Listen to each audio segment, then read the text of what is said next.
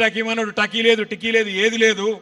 తులం బంగారం రాలేదు, ఆడబిడ్డలకు 2500 రాలేదు.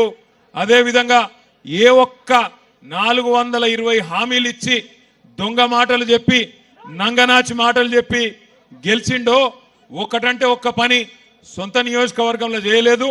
మరి సొంత తాలూకా ఎక్కడనైతే పుట్టి పెరిగిండో, ఏ కల్వకుర్తి తాలూకాలనైతే పిల్లని చేసుకున్నాడో అత్తగారి కూడా ఇక్కడనేనట. మరి కనీసం అత్తగారు ఊళ్ళకి ఏమైనా చేసిండా, సొంత ఊరికి ఏమైనా చేసిండా అని చెప్పి అనుమానంతో ఇక్కడికి వచ్చినా మీరు నాకు సమాధానం చెప్పాలి. నేను ప్రశ్న అడుగుతా, దయచేసి సమాధానం చెప్పాలి. రేవంత్ రెడ్డి గారు పిసిసి అధ్యక్షుడిగా ఉన్నప్పుడు ఎన్నికలకు ముందు ఒక మాట చెప్పిండు, మీరు 2 లక్షల రుణమాఫీ తీసుకోండి, నేను వస్తున్నా 2 లక్షల లోన్ తెచ్చుకోండి. కేసీఆర్ 1 లక్ష రూపాయల రుణమాఫీ చేసిండు. అట్లా అయినోళ్ళు రైతులు కూడా అర్జెంటుగా బ్యాంకు కురుకుండ్రి, నేను వస్తున్నా, రాగానే ఎంబడే డిసెంబర్ 9 నాడు సంతకం పెడతా, 2 లక్షల రుణం మాఫీ చేస్తా అని చెప్పిండు. ఇక్కడ ఒక్కసారి రుణమాఫీ అయిన వాళ్ళందరూ శైలా పట్టాల. అరే కొంతమందికన్నా అయిందే, కాలేదా? కానోళ్ళందరూ శైలా పట్టాల గట్టిగా. కాలేదా? 2 లక్షల రుణం అయిందా కాలేదా? కాకపోతే గట్టిగా చెప్పాలి, కాలేదా? రాలేదా? రైతు బంధు వచ్చిందా? టకీ టకీ పడ్డాయా పైసలు? గట్టిగా చెప్పండి, వినబడతలేదు. రాలేదా? తులం బంగారం వచ్చిందా? రైతు కూలీలకు 12,000 వచ్చినాయా? ఏమొచ్చింది మరి ఇప్పటికి? 14-15 నెలలే. ఏమాయ్ కల్వకుర్తిలో రియల్ ఎస్టేట్ బాగున్నదా? అది కూడా వీకిందా?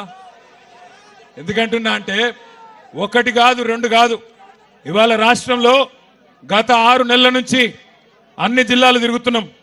మొన్ననే ఆదిలాబాద్ పోయినా, మహబూబాబాద్ పోయినా, నల్లగొండ పోయినా, పరిగి పోయినా, చేవెళ్ల నియోజకవర్గం పోయినాను. ఆఖరికి ముఖ్యమంత్రి రేవంత్ రెడ్డి సొంత నియోజకవర్గం కొడంగల్ పోయి ఈరోజు ఆమనగల్లుకు మీ కల్వకుర్తికి ఇవాళ ఇక్కడికి వచ్చినాం. ఎందుకు వచ్చినామంటే కారణం ఒకటే, 10 ఏళ్ళు కేసీఆర్ ఉన్నప్పుడు రైతు ఒక రాజులాగా ఎవ్వల దగ్గర చేయి జాపకుండా బ్రహ్మాండంగా బతికిన మాట వాస్తవం అయితే గట్టిగా చప్పట్లతో కేసీఆర్ గారికి ధన్యవాదాలు చెప్దాం.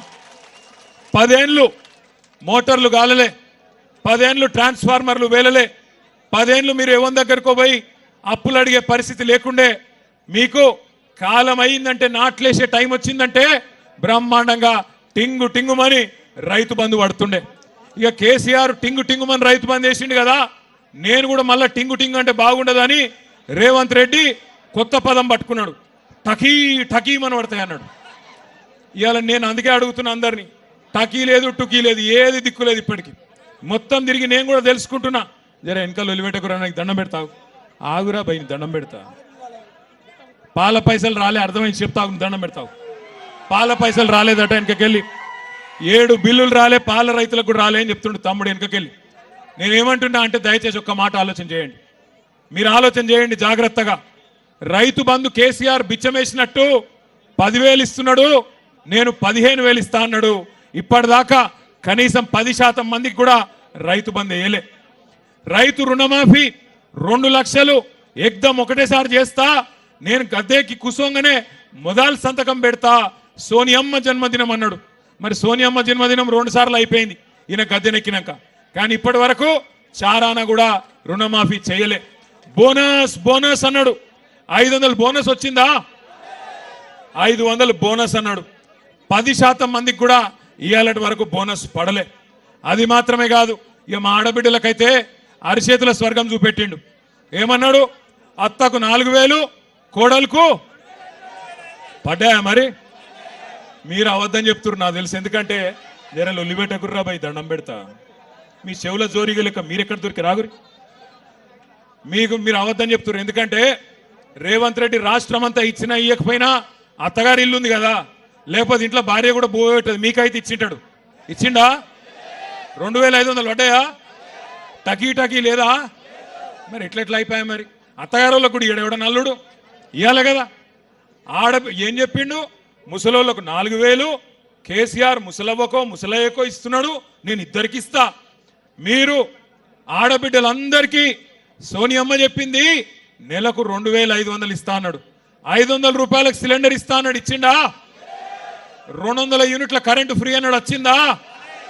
మరి 14-15 నెలలు ఏం చేసిండు? మరి 35 సార్లు ఢిల్లీ ఎక్కే విమానం దిగే విమానం తప్ప 35 పైసలు కూడా ఢిల్లీకి వెళ్ళి తెచ్చింది లేదు.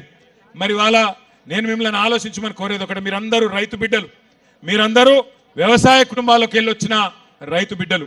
ఇవాళ కేసీఆర్ గారి నాయకత్వంలో 10 ఏళ్లలో ఇదే కల్వకుర్తి తాలూకాలో, ఇదే వలసల జిల్లాగా పేరుపడ్డ పాలమూరు జిల్లాలో బ్రహ్మాండంగా రివర్స్ మైగ్రేషన్ చాలు అయి వేరే రాష్ట్రాలకు వెళ్ళి కూడా కూలీలు మన పొలాలకెచ్చి పనిచేసే పరిస్థితి కేసీఆర్ నాయకత్వంలో మనం తెచ్చుకున్నాం. కానీ సంవత్సరం తిరగకుండానే నిన్న మొన్న మీరు పేపర్లు చూడండి, నిన్నగాక మొన్న ఒక రైతు ఆయన లోన్ కట్టలేదని చెప్పి వాళ్ళ ఇంటి పాటాకు ఇంటి తలుపెత్తుకొని పోయారు, ఇంటికాడ గేట్ ఎత్తుకపోయారు. చూసిర్రా మీరు? నిన్న ఒక రైతుది ఆయనతో స్టార్టర్ ఎత్తుకపోయినరు. ఇక రేపో మాపో తులం బంగారం వచ్చిందా అక్క మీకు? మీరు నిజంగా కల్వకుర్తోలు బాగా హుషారున్నారు, వచ్చినా కూడా రాలేదని చెప్తారు. నేను బయట రాంగరాంగా మైసిగండి కాడ ఆగి అక్కడ పంతులను కూడా అడిగిన, సార్ వచ్చిందా ఇక్కడ తులం బంగారం పంతులు గారు అంటే, మా వాళ్ళకి మాత్రం వచ్చింది, అత్తగారు ఊరు కదా ఇచ్చిండు అన్నాడు. మీరేమో నాకు అబద్ధం చెప్తాను, రాలేదా తులం బంగారం? మొన్ననేమో పాటకు ఎత్తుకపోయినరు, తలుపులు ఎత్తుకపోయారు, నిన్ననేమో స్టార్టర్ ఎత్తుకపోయినరు. రేపో మాపో తులం బంగారం వచ్చుడు కాదు, మీ పుస్తల తాడు కూడా ఎత్తుకపోతాడు వీడు, గంత దొంగ. మేము చెప్పినాం ఎలక్షన్లకు ముంగట మీకు, వీడు లంగా నమ్మకుర్రని చెప్పినాం, మీరేమో నమ్మి ఆయనతో గుద్దినరు. కల్వకుర్తిలో జైపాల్ యాదవ్ అడ్డం పడ్డాడు, ఆయన ఎవరో గెలిచిండు. మరి ఇప్పుడేమో తర్వాత లబో దిబో అంటే లాభం ఏమున్నది? ఇప్పుడు అనుకొని బాధపడితే, మొన్న నేను హైదరాబాద్లో పోతున్నా, హైదరాబాద్లో సిగ్నల్ పడుడు పాపం ఉన్నది. సిగ్నల్ పడితే పక్కకు ఆటోనో బండో ఏదో ఒకటి వస్తుంది, వాళ్ళు మనం చూడంగానే అన్నా బాగున్నావా అంటారు. బాగానే ఉన్నా, ఏం సంగతి తమ్మి అంటే, ఆటో డ్రైవర్ ఆయన పేరు మహమూద్ అంటుండు. క్యాలే మహమూద్ భాయ్ అంటే, క్యాలే సా పూరా బర్బాద్ హై కుచ్ నహీ హో రా అన్నాడు. మరి క్యా కర్నా అన్నా, క్యా కర్నా కుచ్ భీ నహీ కర్ సక్తే క్యా అన్నాడు. అబ్ మహమూద్ భాయ్ ఏక్ ఓట్ కా సజా 5 సాల్ హైనా, ఒక్క ఓటు మరి శిక్ష 5 ఏళ్ళు ఉంటుంది కదా, ఏం చేయాలి నేను అని నేనన్నా. అంటే మహమూద్ భాయ్ ఏమంటుండు ఎరికాను నాతోని, సాబ్ కోయి తర్కీబ్ నీయే క్యా అంటుండు. అంటే ఏమైనా ఉపాయం లేదా సారు అంటుండు, ఏమైనా ఉపాయం లేదా ఈయన ఇంటికి పంపేది అంటుండు. నేను మిమ్మల్ని అందరినీ కరెక్టేనా నేను చెప్పేది? మీరు కూడా గదే అనుకుంటారా, వేరేమని అనుకుంటారా? ఒక్కసారి కేసీఆర్ ఉన్నప్పుడు బాగుండే అంటే వాళ్ళు చేయలేమంటారు. పక్కా ముచ్చట్నా ఇది కూడా? మళ్ళీ ఎలక్షన్ ముందు ముచ్చట్నేనా? పక్కానా ఈసారి? అర్థమైందా మొత్తం కాంగ్రెస్ మోసం, రేవంత్ రెడ్డి మోసం అందరికి అర్థమైందా? అత్తగారు ఊరోళ్ళకు కూడా అర్థమైందా? ఆఖరికి మంచిగానే ఉన్నది కథ. నేను మీ అందరినీ ప్రార్థించేది ఒకటే, ముఖ్యంగా రైతు బిడ్డల్ని. ఇవాళ ప్రపంచానికి అన్నం పెట్టే అన్నదాత రైతు. రైతుకు కులం ఉండదు, రైతుకు మతం ఉండదు. వాళ్ళందరూ ఉంటారు, రెడ్డిలు ఉంటారు, కొమటోళ్ళు ఉంటారు, బాపనోళ్ళు ఉంటారు, ఎల్మోళ్ళు ఉంటారు, అందరూ బీసీలు ఉంటారు, ఎస్సీలు ఉంటారు, ఎస్టీలు ఉంటారు, మైనారిటీలు ఉంటారు, అన్ని వర్గాలలో రైతులు ఉంటారు. 70 లక్షల మంది రైతులను కేసీఆర్ గారు కడుపులో పెట్టుకొని 10 ఏళ్ళు చూసుకున్నాడు. ఎవ్వరు మీరు అడగలే, దండం పెట్టలే, దరఖాస్తు పెట్టలే, ఎలక్షన్లలో ఓట్ల కోసం కేసీఆర్ గారు మాట ఇయ్యకపోయినా మీకు 1 కాదు 2 కాదు 12 కాలాలు 12 సీజన్లలో 1 2 కాదు 73,000 కోట్ల రూపాయలు రైతుల ఖాతాల్లో వేసిన మొట్టమొదటి ముఖ్యమంత్రి భారతదేశంలో రైతు బంధు మన నాయకుడు కేసీఆర్. ఒక రైతు చచ్చిపోతే ఆ రైతు కుటుంబం రోడ్డు మీద పడద్దు, ఆగం కావద్దు అని ఆలోచించి, బువ్వ పెట్టే రైతు కుటుంబం ఆగం కావద్దని ఆలోచన చేసి, రైతు చచ్చిపోతే మొట్టమొదటిసారి స్వతంత్ర భారతదేశంలో 5 లక్షల రైతు బీమా ప్రవేశపెట్టిన నాయకుడు కేసీఆర్. అదే విధంగా ఒక ఆడబిడ్డ లగ్గం చేసుకుంటే